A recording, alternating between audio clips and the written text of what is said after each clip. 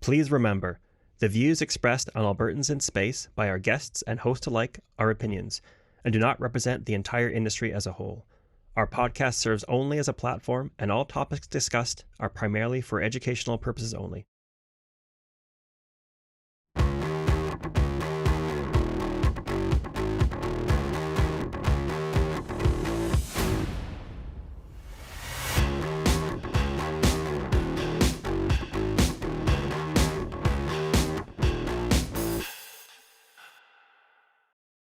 Welcome to Albertans in Space, the series where we talk to Albertans making waves in the local and global space industry.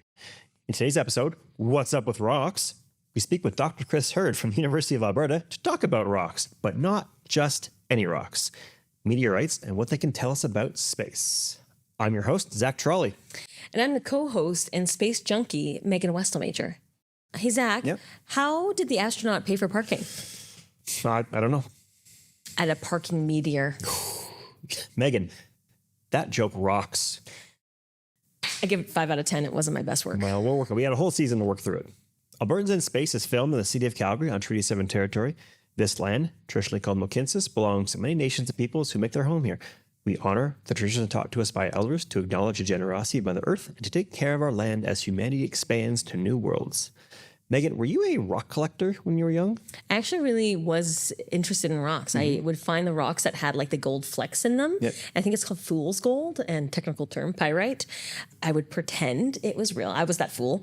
I would pretend it was real and that I was going to be rich and that I was going to own a piece of the universe one day. I'm a big fan of the crystal stones and gemstones and geodes as well. When I was in Vancouver, I bought one at Granville Island for my niece and nephew and I cracked it open. I convinced them I found this rock in the backyard and it was just like this beautiful crystal. They were under the impression it was real for the longest time. Whether you believe their powers or symbolism, you cannot deny their beauty, uniqueness, and colors. What about you? Were you a bug collector, spoon collector, coin collector? No, whenever we go out to Banff or whatever like that, I always go towards where the fossils were. It was like holding history in my hands. And anyone who's been to the Royal Tyrrell Dinosaur Museum in Drumheller can tell that the landscape in Alberta is one of the best in the world for finding fossils. And the geology is actually very similar to Mars. I didn't know that. Yeah. Now, we know how the dinosaurs got wiped out. A giant asteroid around 15 kilometers in diameter slammed into what is now the Yucatan Peninsula in Mexico around 66 million years ago. We haven't seen an impact like that since. Good. But we do see meteorites enter the Earth's atmosphere. So what's the difference between an asteroid and a meteorite? There are a few differences between a meteorite and an asteroid. One is that a meteorite is much smaller than an asteroid. Think of an asteroid like a loaf of bread and a meteorite like a piece of that bread. You said meteoroid, not meteorite. I did, and good job at your attention to detail. A meteoroid is a small piece of an asteroid or a comet that is usually formed after a collision. And when a meteoroid, a space rock, enters Earth's atmosphere, it's considered a meteor. It's traveling at high speeds, by the way, and burning up. It produces this long streak of light. People usually refer to that light as seeing a shooting star, but that's actually a meteor. And if it survives the crash and it's found on the ground, that's when we refer to it as a meteorite. Semantics. As for comets, they're large objects made of dust and ice, and they orbit the sun. They're recognizable with their long streaming tails that point away from the sun due to solar winds, and they're left over from the formation of the solar system billions and billions of years ago. It wasn't until the discovery of Halley's Comet that we realized comets can actually be repeat visitors. Halley's Comet. I remember that. I remember seeing that as a kid. It was very hyped at the time. Everyone come out to the front lawn and look at it in the sky. Yeah. So it's a very famous periodic comet that orbits the sun and is visible from Earth, and it appears approximately every 75, 76 years. It was last seen in 1986, and next will be 2061. I will be old then. But we will be around. We'll still be around. In 1705, English astronomer Edmund Halley was studying Newton's theories on gravitation and planetary motions by computing the orbits of a few comets. Now, of course, it was 1705, so computing meant quill and paper. He noticed similarities in the historic records between 1531, 1607, and 1682. He suggested that perhaps they were not three different comets, but the same comet making return trips. He predicted that the next transit would occur in 1758, but sadly did not live to see his prediction confirmed. The comet was later named after him in his honor. I love that for him. Good for him, eh? Yeah. Have you ever heard of the Perseids? What's that? So the Perseids is an amazing meteor shower that lights up the sky with shooting stars. It occurs annually every mid-August, and if you want to watch it here in Alberta, the best places would be the Dark Sky Jasper Preserve, Cypress Hill Provincial Park, Beaver Hill, Waterton International Dark Sky Park, Wood Buffalo Park, and of course, the Rothney Observatory. Love that. Our Alberta skies are big and second to none. Can the Perseids ever fall to Earth? That is a good question and something we should answer. And you know what? Let's have our guest answer it. Why don't you tell our audience all about him? At just 13 years old, Dr. Chris Hurd knew early on what he wanted to do with his life. And today, he proudly says he's living the dream. After completing his undergraduate studies at Queen's University in Kingston, Chris earned a PhD from the University of New Mexico in 2001, followed by a postdoctoral fellowship at the Lunar and Planetary Institute from 2001 to 2003. He then returned to Canada and settled in Edmonton, Alberta, where he established himself as a professor in the Department of Earth and Atmospheric Sciences. Internationally recognized for his expertise in Mars and Martian meteorites, Dr. Chris Hurd is a well-respected geologist and professor at the Faculty of Science at the University of Alberta. In addition to curating the university's meteorite collection, he is also a member of the NASA Mars 2020 Perseverance rover mission as an expert in return sample science. Much of his research has been funded by the Canadian Space Agency and Natural Sciences and Engineering Research Council of Canada. His studies involve carrying out very detailed analysis of various meteorite types to gain insights into how and when they formed and the best methods of curating and handling of the material. In 2013, he received the Faculty of Science Research Award and was elected Fellow of the Meteoritical Society in 2016. He is currently the Principal Director of the Institute for Space, Science, Exploration and Technology, a virtual institute that provides new opportunities for University of Alberta students and researchers to develop studies and technology for space. Well, I am excited to talk to him. Let's bring him on the show.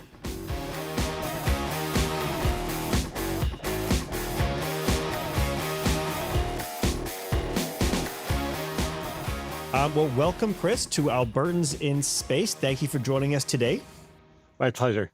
And we'd like to go with our guests all the way to the beginning to figure out where their story started. So were you a rock collector as a kid? Oh, absolutely. Yeah. I had a rock collection from the very early days. I think at one point I was sitting sort of toward the end of the driveway, almost on the street where there was some gravel, and picking through that and collecting things that way. Finding the gems.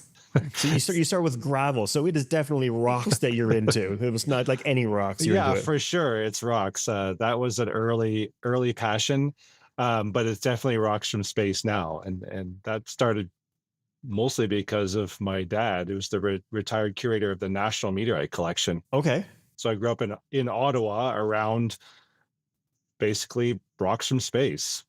What was that like? I mean, going from the end of your driveway to realizing that rocks are throughout the universe.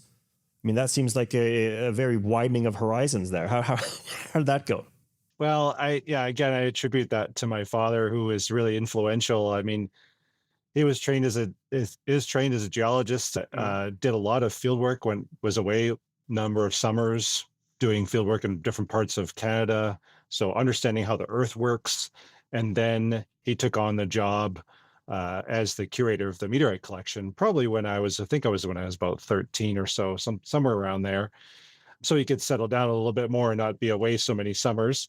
Mm-hmm. So I was exposed to the fact that, there are rocks that come from space. And when you interrogate them, when you study them, you can learn about where those rocks came from, just like the way that you might learn about the rocks that you collect in the field in some remote place on the earth. So I kind of understand, geology on Earth. We pick things up, we analyze them, we figure out what's in them, and we kind of place, where they came from on Earth. How does it work for space rocks? Well, depends on where we're talking. For meteorites, so the vast majority of meteorites are from asteroids in the asteroid belt. And we've really only visited three asteroids where we've collected samples and brought them back. Mm-hmm. Now, those samples aren't meteorites, but they at least give us an idea of the connection between the samples themselves and the asteroid parent body. Otherwise, with all these meteorites that we have, what we're trying to do is to classify them, group them together, and relate them to each other by common sort of geological processes that might have happened on those asteroids to basically try to piece together the parent body from the bits and pieces that are now represented by meteorites. So one of the big things that we are lacking in meteorite research is the context, but we're starting to get there through spacecraft exploring asteroids and bringing samples back. And of course, we're also getting there. We've made headway over decades with understanding what the meteorites tell us and how different meteorites collected all over the Earth, classified in the same way, all relate to each other. So you have, I guess, a catalog of meteorites we found on Earth, and we're basically trying to, match make them with different celestial bodies around the solar system? Pretty much, yeah. And in some cases, there are certain characteristics of those meteorites that, give us a good hint where they're from. There's a big group of meteorites called the HEDs for short that are probably from the asteroid 4 Vesta. We've never brought anything back from 4 Vesta, but a spacecraft visited 4 Vesta, the Dawn spacecraft from NASA visited that asteroid a few years ago and did some mapping and did some analysis of the materials that are there at the asteroid. Even before that, telescopically, there were hints that that could be the source of this group of meteorites. So there's certain ways in which we can make those connections. The best, of course, though, is actually getting a sample with that context from, which exact asteroid it came from, and then bring it back and studying in the lab. But doing the field work on all those asteroids, I can see that, that's just not a summer away. That's a large task to do all that work. Exactly. Many years for a robotic space mission. Yeah. Mm-hmm. So a meteor, right, we see kind of as like a shooting star, and a meteorite, it hits the ground.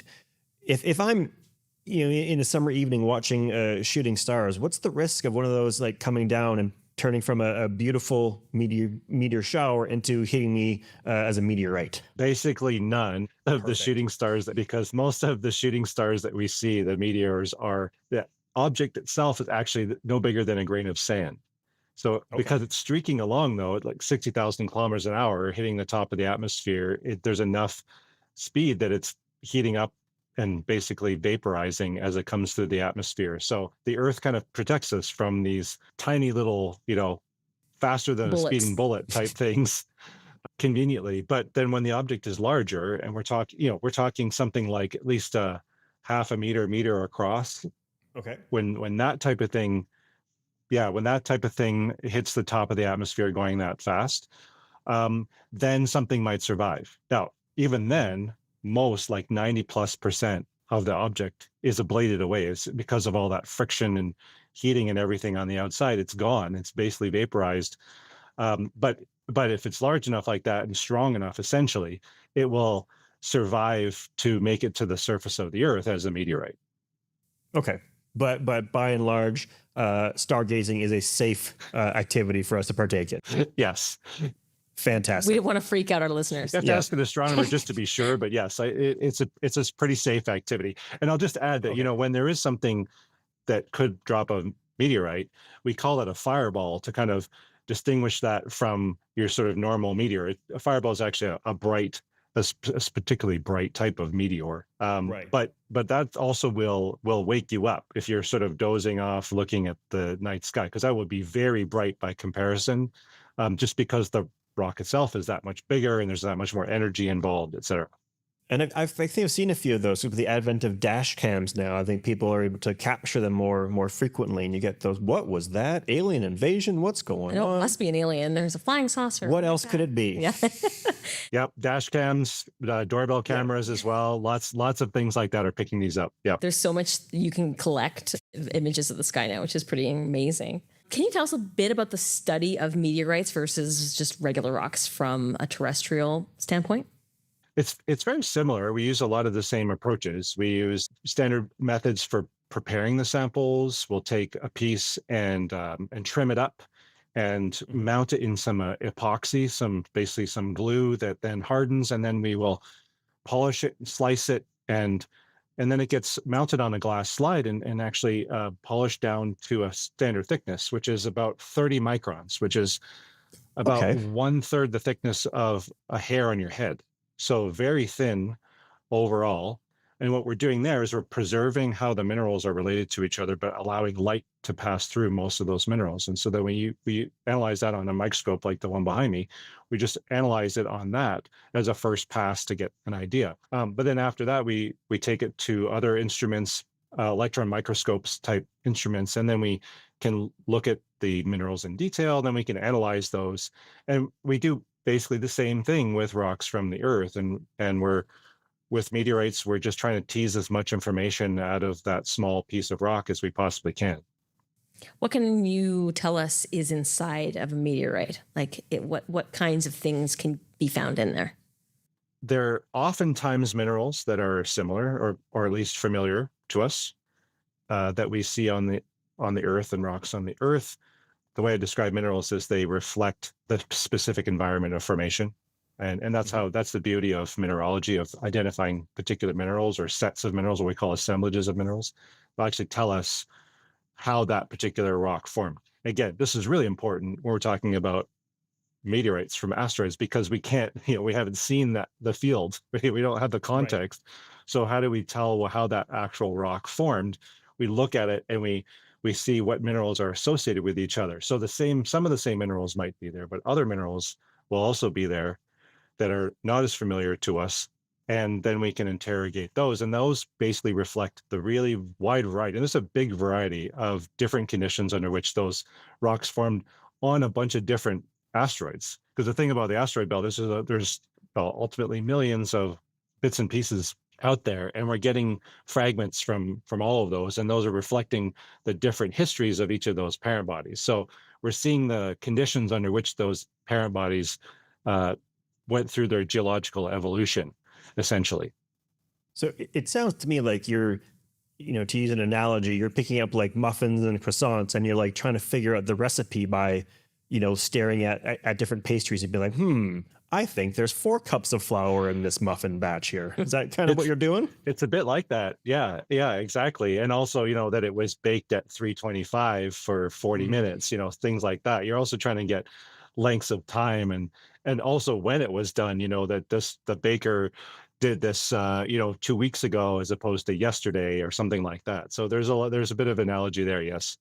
And for those at home, I've heard the secret for baking a beautiful muffin is actually bake them at higher temperatures for about 5 minutes, about 400, then drop it down to 350, and that gives you that nice fluffy. It's not important. That's me going on. But I want to know how you got the nickname Iron Man. Oh, yeah. So Iron Man is it's a relatively recent thing that I learned. But I interact a lot with a lot of meteorite dealers and collectors. And the way meteorite science works is, of course, the first step is classification. So essentially trying to figure out what you have. So over the past few years here, we've developed the methods to analyze iron meteorites in particular. And it just is a specific sort of way of analyzing that. It's a bit different from other types of meteorites where it involves trying to figure out what the amount of certain trace elements are. So these particular types of meteorites, iron nickel meteorites, mostly iron, as it suggests, a few percent nickel, and then a whole bunch of other trace levels of things like gold and platinum and arsenic and germanium and things like that. And those low levels require a certain approach to do it.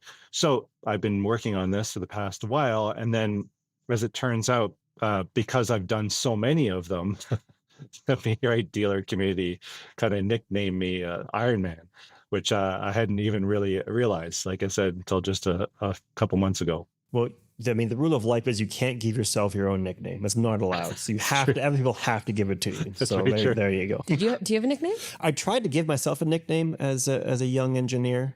Myself and my office mate. No. We tried to go as the hammer and the anvil as a team. No, it didn't. No one called us that. Nobody. Now, you're also involved in the Mars Perseverance mission.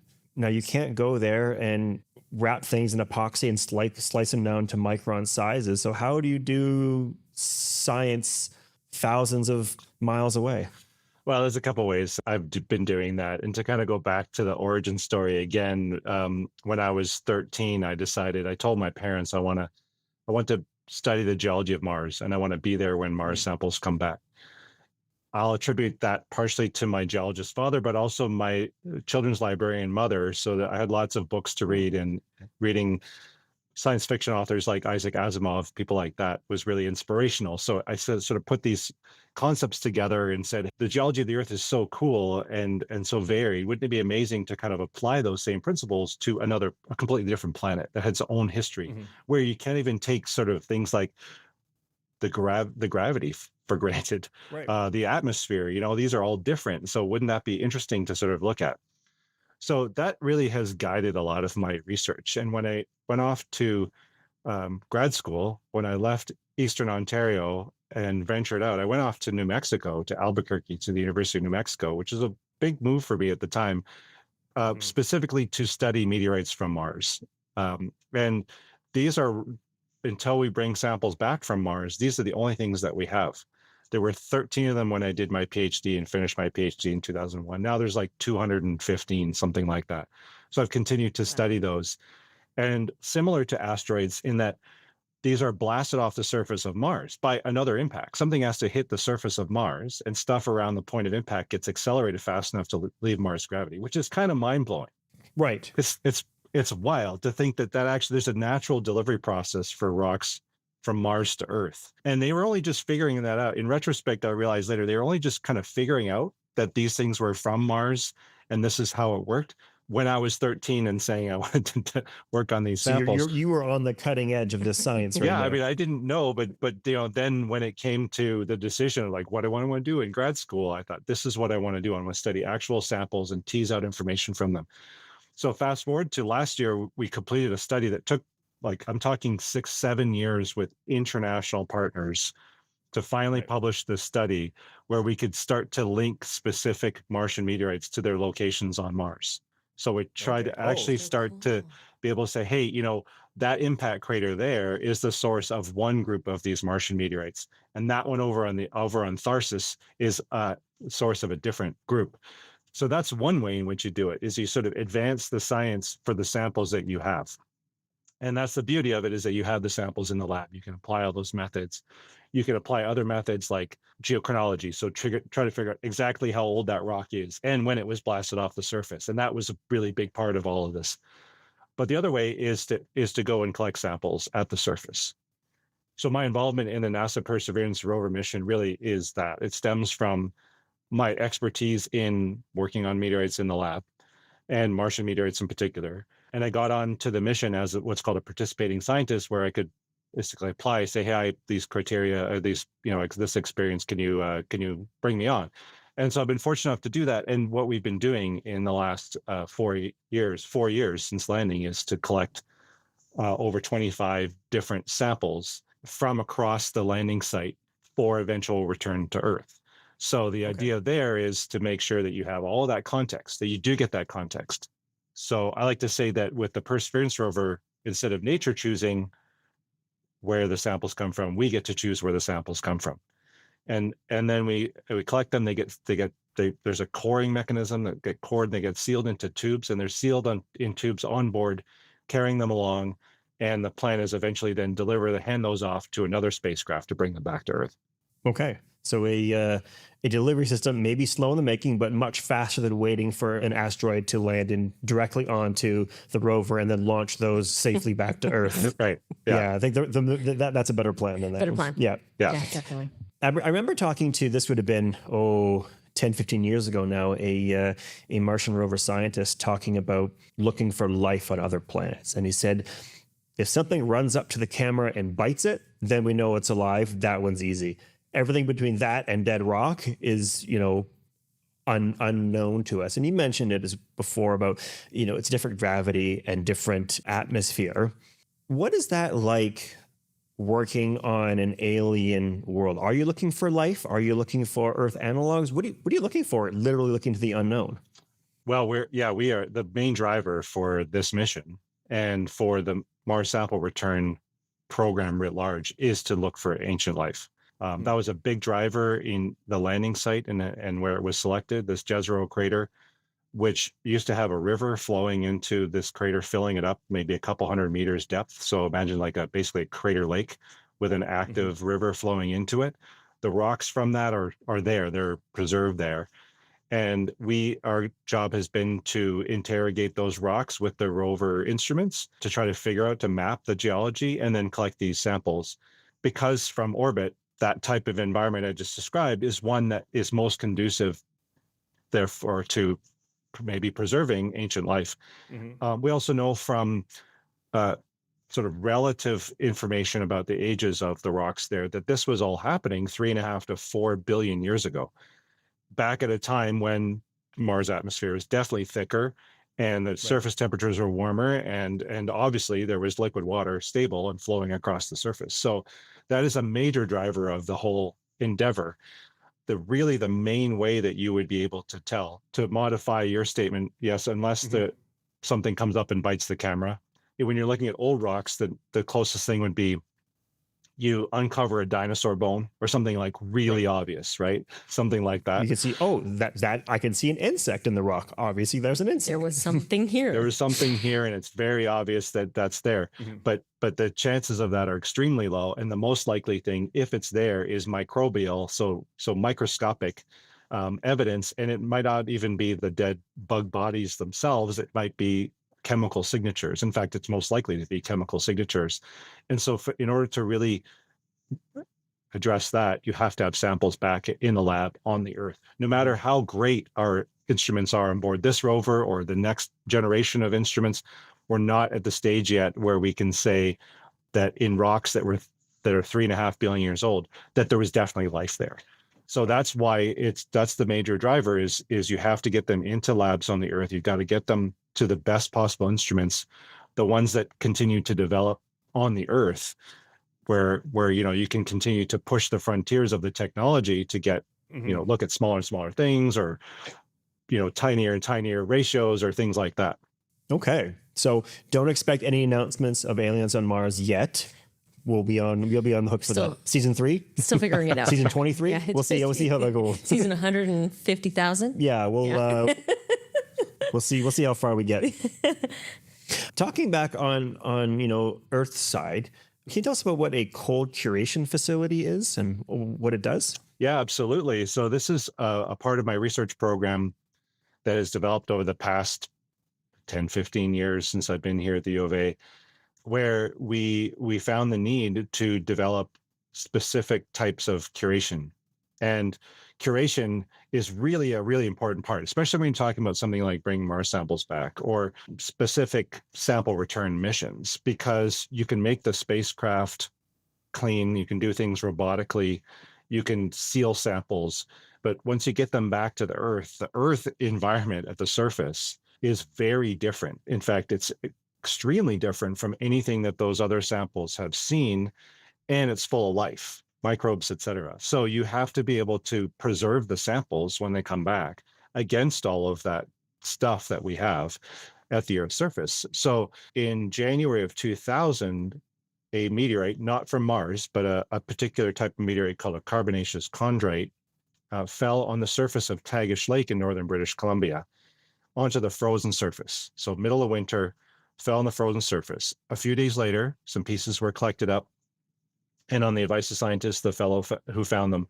collected them without touching them directly with his hands, and he put them in his freezer. Long story short, they found that this was a unique type of meteorite. It's related to other types of meteorites, probably from almost certainly from an asteroid, but it has a high amount of organic matter in it. Now, that organic matter is not from life. That's organic compounds that are similar to what life uses, but sort of very basic kind of primitive compounds, not the end result of life or anything like that. But suffice to say, though, in order to preserve those compounds, you need special conditions. So in 2006, I led a consortium of institutions, the U of A, Royal Ontario Museum, other partners, and we acquired this suite of samples from the owner that had been kept cold, and then built a facility to be able to handle them. And because they've been kept cold and clean, we built a facility that essentially has a glove box. So a box where you can do things where the samples are not exposed to the Earth's atmosphere. In our case, we use argon, so completely inert gas. But we did something different and new, which nobody had done before, which was we put that glove box inside of a walk-in freezer. So there's a glove box in a walk-in freezer. We had to work with the glove box company to figure out how this whole system would work. And we put it inside a freezer, and the freezer's at -15. And so you get in there and you bundle up in your, warm clothes, and you put on like clean room gowns and stuff over top of that. So yeah, see how your toque over top of your clean suit there. Stay Puft Marshmallow Man when you go in there. It's actually the other way around. You put the toque on and then the clean room stuff, because the toque can give off particles. So there's certain things that we've learned about this to do this right.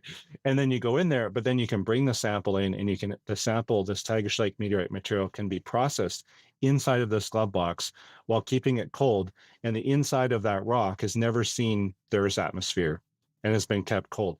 And so with a bunch of studies we did from sort of 2006, when we acquired it onwards, we demonstrated that there are indeed organic compounds in there that you would probably lose or at least degrade if the rock was kept at room temperature. It's even under clean conditions. And this has led to a whole other area of research for me, which is how do you best define the best methods for this so-called advanced curation, especially cold, that can then give you advantages for when you bring samples back from space, or, if we see a fireball, if something like Tagish Lake happens again, that's the ideal thing. Somewhere in Alberta on some farmer's field in January, it'd be great if we see a fireball, we have a system where we can maybe track where the meteorites land. We can get out there, we can collect them without touching them with our hands, get them into our curation facility. And then that's like the next best thing in some ways to actually sending a spacecraft, because it's the cleanest way that you could possibly kind of collect it, right? So this advanced curation applies not only to what we do with samples coming back, eventually from Mars or from other asteroids or whatever, or from comets or something like that. It also applies to kind of freshly fallen meteorites as well. And so you developed this technique of a science inside a freezer. We developed, the clean room technology, the glove box technology, that all existed.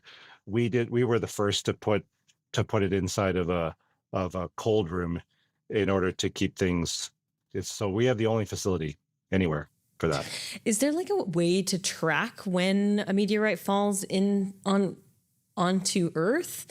Like I'm just thinking that you have to see it, or somebody would have to see it happen. Yes. But is there like an air traffic control system for meteorites coming in to the Earth atmosphere? That's a good question. I mean, there are satellites, U.S. Department of Defense satellites. There's one called a lightning mapper that looks at maps lightning, but it can also see those fireballs from space. And then we are partnered with Curtin University in Perth, Australia, on what's called the Global Fireball Observatory. They provided us with a number of sort of suitcase-sized camera units that are meant to go out into different. We have 6 of them out in the field across Alberta that look at the night sky all the time. They take a long duration exposure images of the night sky.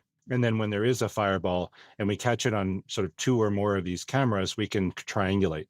The thing about a doorbell camera or a dash cam or something like that is that, yes, we'll pick it up because, there's so many of them, but they're not calibrated for it. So our observatories are essentially calibrated. They're for that specific location.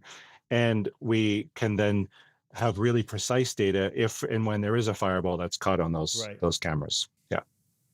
Oh, that's so cool. That's so cool. Well, after doing a bit of research on you, Alberta has the largest university-based meteorite collection.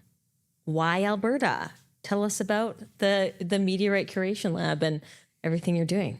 Well, yeah, I mean, it's historical in a lot of ways. The first meteorites were actually purchased on behalf of the geology department not long after the university was founded, so kind of in the 19s. And then in the 1930s, there was a meteorite, the Edmonton meteorite, was plowed up on a farm. It's described as on the road to Namao, and my understanding is it's a Walmart parking lot now. But anyway, that's a good chunk of iron-rich meteorite that was then brought into the university and then became, I think, the first. Yes, that was the first sort of Alberta meteorite to go into the collection. And then the 1960s was like a heyday for meteorite fall events. So then in 1960, we had in March 4th, we had the fall at Bruderheim meteorite. There's a big fireball just northeast of here. and lots of pieces, 303 kilograms total, fell on the Bruderheim area, and like big chunks, like size of your head type chunks, all the way down to small pieces. And the university was able to acquire a lot of those.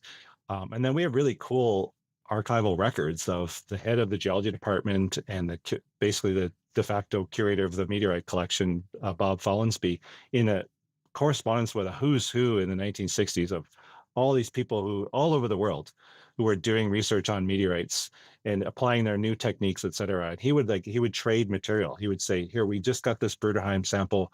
Would you like to trade for some other stuff? So almost like baseball cards. They were just trading back and forth some material, and that helped to expand the collection. Then there was another fall, Peace River in 1963. And then the sort of over the couple of decades, the meteorite collection grew for various reasons, but mostly because of this early activity in the 1960s. So there's a lot of really interesting historical stuff. That's so Albertan, using our natural resources to expand internationally. We love rocks here. That's very true. And then most recently, it's been through that classification thing that I mentioned, where meteorite dealers, the reason I'm called the Iron Man, I mean, the meteorite dealers will send me material, and then as part of the classification process, we analyze it, but we also then have to have a type specimen in a repository like ours. So the U of A collection has a lot of these type specimens for new meteorites described in the last few years. And I've basically, since I started here 22 years ago, I basically tripled the number of unique meteorites in the meteorite collection. Okay. I don't know that many more meteorite collectors, so I'm going to say that's very good. That sounds very impressive. I think we should go on a road trip to Edmonton and check this out. Check out the collection there. So this is a weird question. It's the weird question portion of this interview, because I love Armageddon. And of course, a lot of people are probably like, okay, is it a fearful thing that we should be concerned about? Is there a reality that we would face a world-ending asteroid in our lifetime? There's a possibility, yes. Okay. But what gives me comfort is that there's a lot of people who are working on this problem.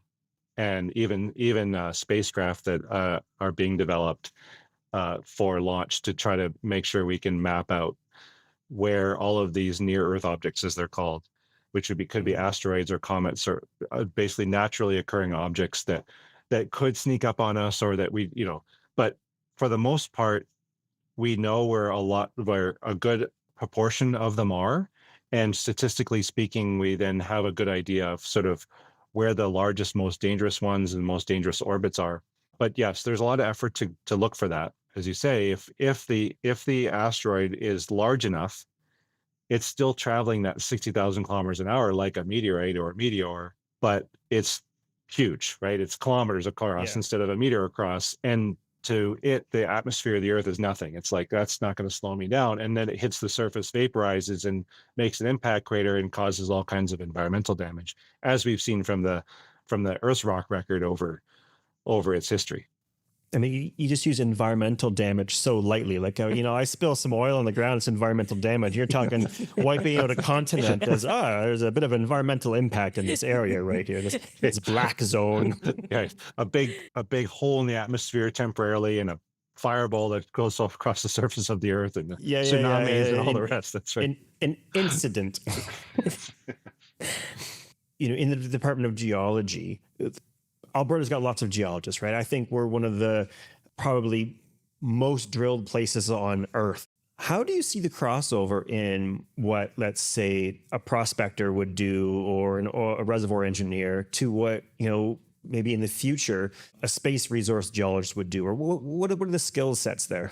Yeah, that's a good question. I think we're getting to a point, will be soon, where we're going to be at the stage where economic geologists were in the early days of looking for resources on the Earth. And so there's a big push to have off-world resources. So try to find those near-Earth objects or asteroids that are accessible, that you can then exploit from.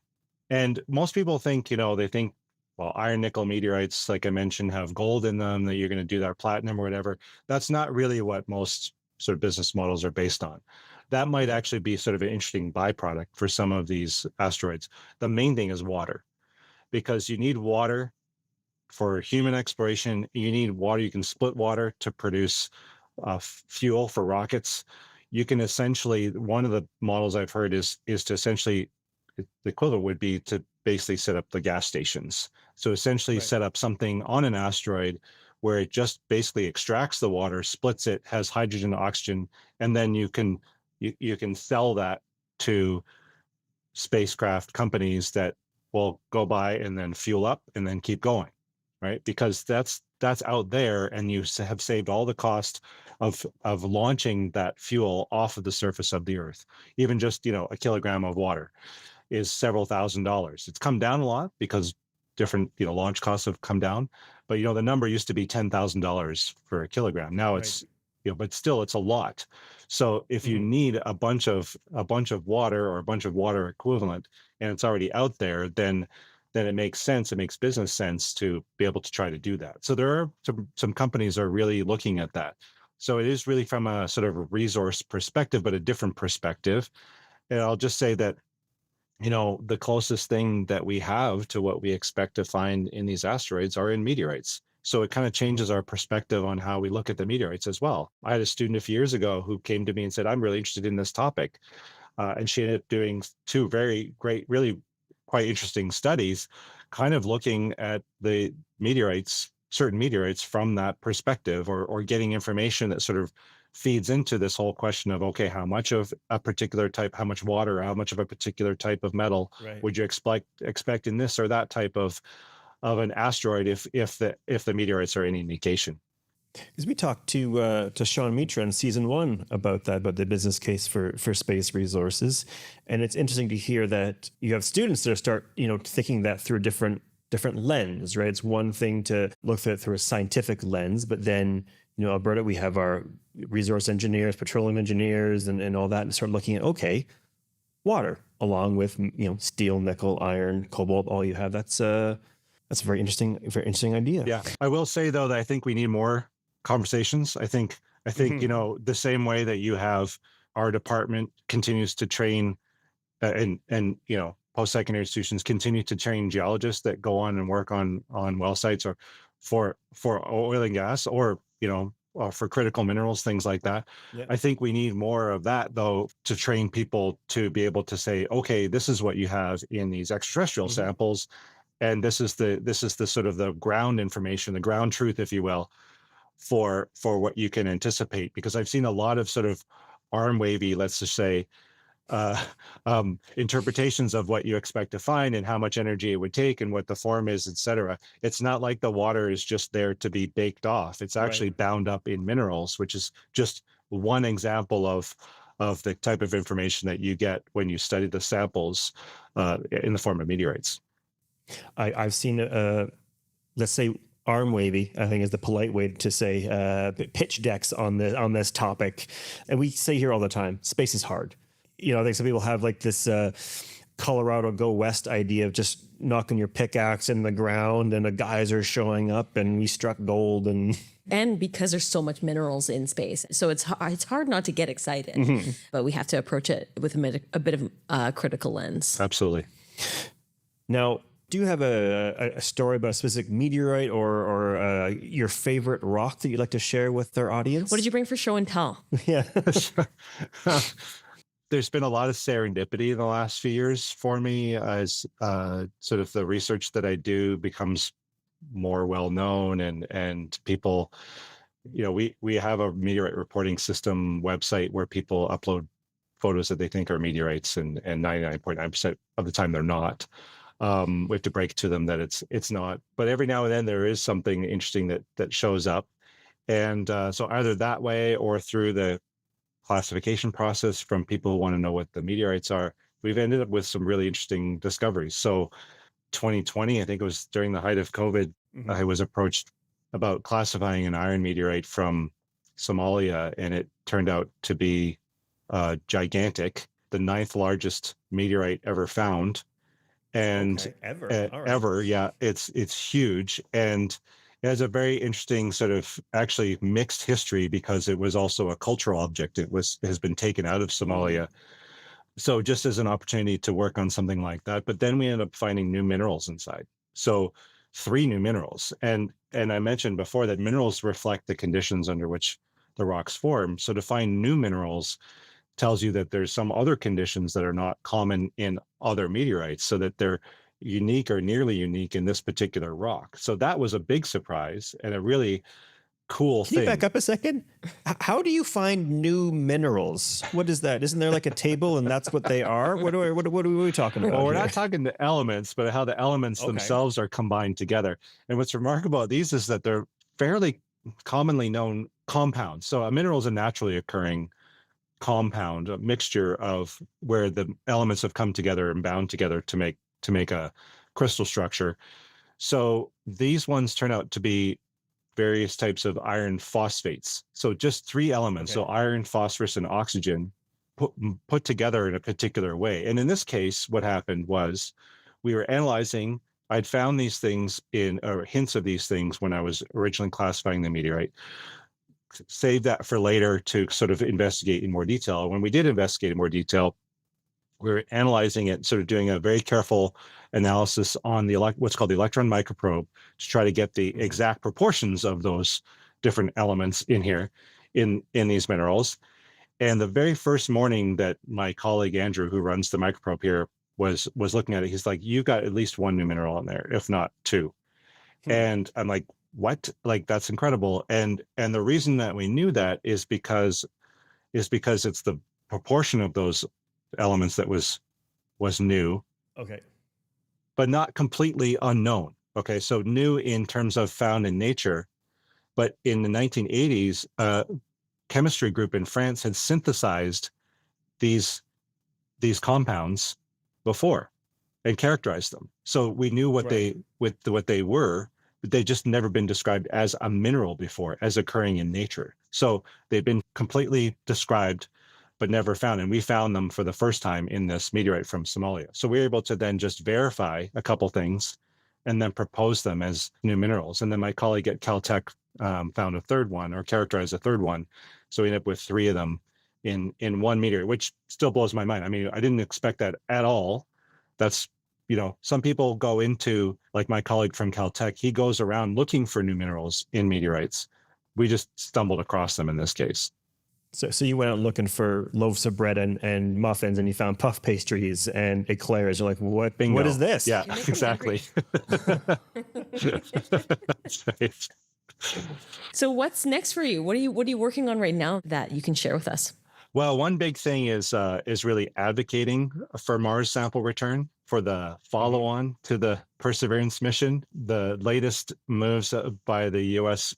government have been to cancel that program, to sort of step away from the commitment that they had made to the follow-on missions, to planning. So part of it is really to continue to get the word out that these samples are really important. And not only for understanding the history of Mars and looking for ancient life, but there's the flip side of NASA potentially canceling Mars sample return is that they want to increase the number of humans that in the human exploration and do the human side of it and put humans on Mars. Well, I can tell you for sure that you do not want to do that until you know exactly what's in the samples, including in the soil. And we have that in abundance in the samples that we have on board the rover. Right. We've seen evidence that there's dust on the surface in the atmosphere that is small enough that if you were to inhale it, it would pass the blood-brain barrier. It would actually get into your, so that's something that a lot of people don't necessarily realize, but it actually comes out of the geology of the planet and its overall history.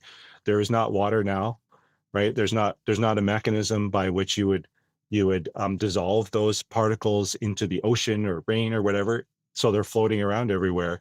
And we actually don't know what's in them either. So we can make some guesses. We can say, hey, there's some iron in there for sure. And getting iron into the bloodstream or the brain's not good. but we don't know the trace elements either. We don't know how much lead or cadmium or arsenic or anything like that is in those either. So you don't know what it would do to you if you actually. I don't think I want any of those things in my brain. No, You'd be literally the Iron Man. I don't want that. Which is not good, especially if you're going to be on the surface for a year and a half.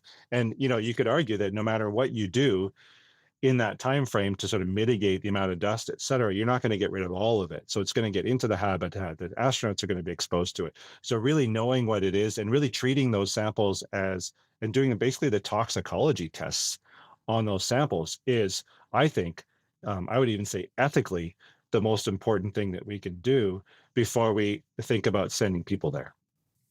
Well, Totally. Chris, I want to let you know, I have a book that I read my son sometimes at bedtime, and it has the rover in there, and it's collecting rocks and putting them into jars. And he says, well, who's going to get the rocks? So there is a 4-year-old also advocating for Mars return sample missions for you. And I say, one day we'll get those back. And he gets very worried. So I'll let him know that we're working on it. We're working on it. Yeah. We're working on it. It's just got to get the right people to commit the right kind of money to do the right thing. Well, right now we're entering the part of our podcast, our book club in our podcast. So we're going to don our book club hats. And we're going to ask you what book you brought for book club. And this is a chance for the audience to read something about you, get to learn something about you and your preferences. So what did you bring for book club? I brought this book by Sarah Stewart Johnson called The Sirens of Mars. Okay. And it's really interesting because it's a book about the subtitle Searching for Life on Another World. So it is all about looking for life on Mars. But the author does an absolutely phenomenal job. Her writing style is fantastic, really easy to read. There's so many gems in there. It's just one of those books where you start either bookmarking or dog-earing certain pages because it's just there's some really great and well-written parts of it that I want to kind of file away for any reason for public talks or lecturing or anything, right? So I read that just last year, and it's been really quite inspirational, I have to say, and super accessible. And I really enjoyed it. Does it go through the missions, or what's the kind of the content of the book? It goes right back to the beginning. I mean, and again, because I'm also a science fiction fan, I know a lot about the history of science fiction and really societal views about Mars itself. For a long time, in the 20th century, people just assumed there was a whole other civilization there, crops and things like that. I mean, this was part of the collective consciousness until the NASA Mariner mission. Yeah, what's the Mariner? Turn things expecting around. to see forests, right? Yeah, in some ways, yes. Yeah. Until the first actual sort of interplanetary probes were sent there, we really didn't know. It was really the frontier. And so Sarah Stewart Johnson does a really great job of reviewing that and then looking forward to what we need to do in order to really understand if life was ever there. Interesting. Well, I'll have to pick that up and have a read because, I always found that fascinating going way back when we call them, the canals on Mars, not for funsies, but they literally thought they were irrigation canals. Yeah. And what's great is that you can see that history in the science fiction literature as well, right? You can you can go back through and you can just see what people were writing about and at the time, and what assumptions were made. Yeah. Fascinating. That's so great. Well, thank you for sharing your book with us. That's Sure. awesome. I always find it great that everyone we speak with has a different book that they want to share with us, whether it's space focused or fiction, nonfiction, inspirational. And that was great. We haven't heard that one before. So thank you. So we've come to a portion of our interview that is called Ask a Space Question. We've asked people who follow us on Instagram and TikTok if they have a burning question about space. And we've been asking our guests in season 2 to answer those questions. So Sandra Lynn's going to take my spot. Through the magic of editing, we're going to have her pop here with you. Put your gloves on there. Yeah. I had a helmet, but it's just... Oh, no. That's bad news for the astronaut. That's not going to work. So today's question comes to us as a video message on Instagram from KD Hansen. Hey, I'm KD, and I'm from Calgary. My question is, has there been anything found in space that would be an interesting or valuable import to Earth? interesting or valuable import to Earth. Not yet, I would say. Yeah, not yet.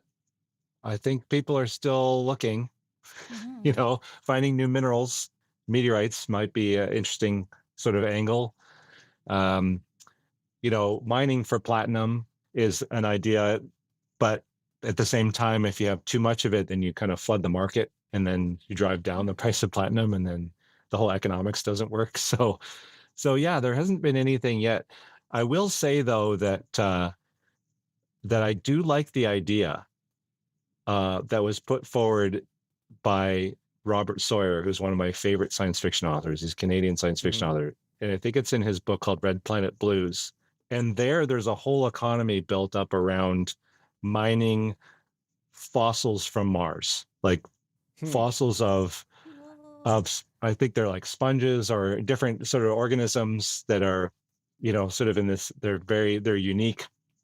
And there's this whole economy set up where they mine those and then ship them back to Earth for collectors and dealers to proudly display, but for a significant price. So maybe something like that'll happen someday, and then we won't have to worry about funding Mars exploration because it'll just kind of be, there with the economics of everything. So we're not necessarily looking at, platinum metals. We're looking at bragging rights here. We're selling, I got a piece of Mars on my desk. Ha, ha, ha. That's, maybe. Yeah. Something like that. Whatever works. All right. Thank you very much. Thanks for the question. Bye, thank you. I've returned. Yeah, so I think that was it, Chris. Thank you very much for joining us this afternoon. We had a wonderful talk. We learned so much from you today. Thank you so much for being our guest. My pleasure.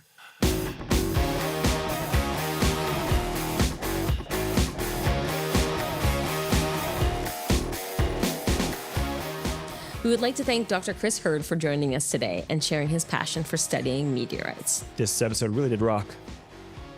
And if you'd like to keep up to date on Chris Hurd, follow him on X at SpaceRockDoc and the U of A Science Department at U Alberta Science.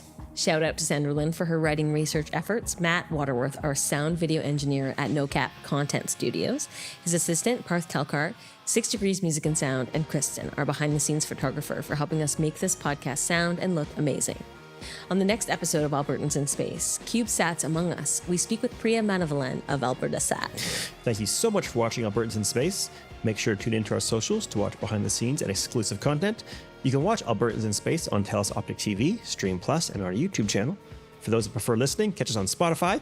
If you like the show, don't forget to hit subscribe and give us a like, because your support means the world to us. Lastly, stay connected, follow and say hi to us on Instagram at AlbertansInSpace_podcast and on TikTok at AlbertansInSpace. See you next time. See you next time.